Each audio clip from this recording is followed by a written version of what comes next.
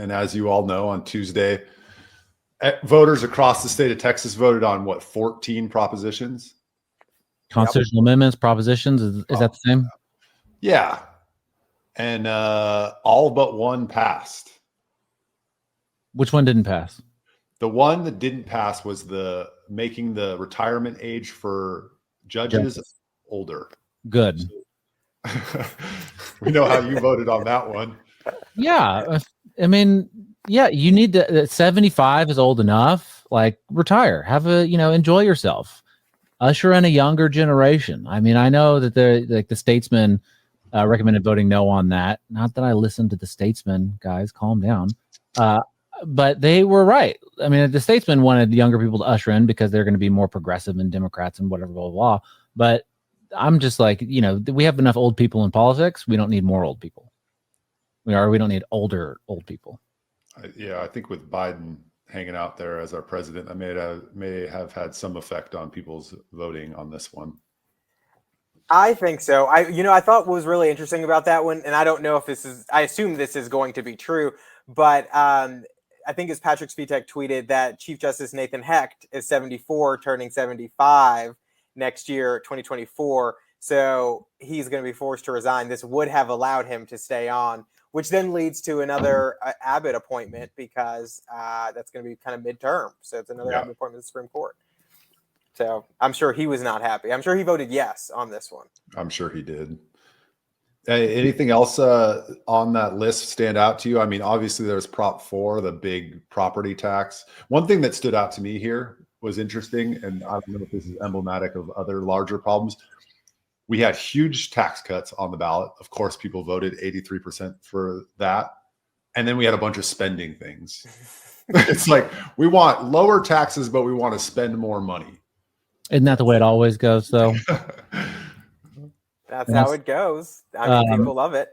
Yeah, we had, there was I guess the city of Austin is trying to capitalize on the 50% tax break on property taxes for child care centers or whatever, daycares, right? Yeah. At the state level. Now, the city of Austin's passed yesterday a resolution to direct the city manager to, let's make that a full 100%. Let's give them 100% off, which I kind of struggle with personally on a personal level. I mean, I'm all for people getting, not having to pay property taxes. That's fantastic. Like, more people should have that opportunity, but where the fuck's my property tax break? Why can't I get no property taxes? I have 3 kids. Can I be a child center? Probably. You should probably look into it. Sign up an LLC. I mean, it might be worth it. Like I'd look into it. But you're right. I mean, yeah, we give special tax breaks to special interests and then the average person. And the other thing is that not only do they give that tax break, but then the existing taxed population has to then eat that cost because it's kind of lumped in there. So not are you just giving them a tax break, but you're paying more for it. So yeah, they're not it's not like the state of Texas is gonna, or city of Austin, anybody, they're not gonna lose that money. They'll just find it somewhere else. Yeah. I do have a nanny. I wonder if I can just get her to start an LLC and we pay her, and then we can rent the house to her LLC. She can get, I think that might work. Maybe, right? And then when school choice passes, she can then launch a school, which will then give you more money from the state. So fuck yes. Gosh, damn. I'm going to be making so much money off of this. When school choice passes and you are one of the eligible 35 people that get it. I'll do whatever it takes. Yeah, I don't know how they have disassociated so successfully the idea that spending money requires more revenue for governments, which means more taxes. But I don't get that either party doesn't seem to understand that. I don't know. Is it because they're a uniparty? Because they don't actually give a shit about spending less? They can't lose those votes?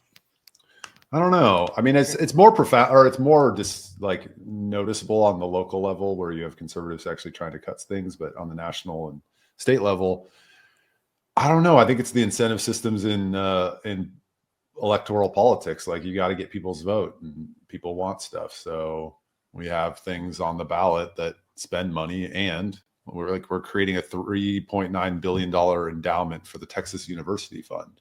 Yeah, they need money. Texas universities, their endowments aren't big enough. It's fantastic. You know, another thing I found interesting was for Prop 4. Nobody's talking about this. I don't know why, but one of the provisions of the property tax proposition was that they're going to allow some appraisal districts to have an elected board member now, as opposed to just a full body of appointed board members from different elected entities. And so I think that's cool. I might run for Harris County Appraisal District Board of Directors. Hell yeah. This is my launch. This is my announcement. This is your announcement.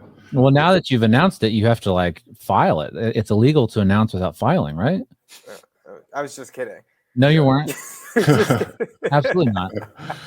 Yes, that's going to launch the podcast. On this Proposition 1 about the farms and stuff like that. So I voted yes because I don't want the city of Austin to regulate anything because they suck. But and Travis County is the only county in Texas that voted no, probably because they saw that it would limit the city of Austin's ability to regulate things, and they just shit the bed over that. But I did see one person say that people should vote no because it's sponsored by Big Ag and it eliminates regulation on their products, which I can get behind. I don't like Monsanto. I don't like Big Ag. If they're going to be dumping chemicals into Town Lake, that's not good. And maybe that should be stopped. But I already voted at that point, so I didn't have time. I didn't even bother researching it. Was it? You guys know stuff like that. Was it sponsored by Big Ag? I don't know. But I definitely want to remove that. Maybe they shouldn't put that in the lake. I think that's a definite. They shouldn't put that stuff in the lake.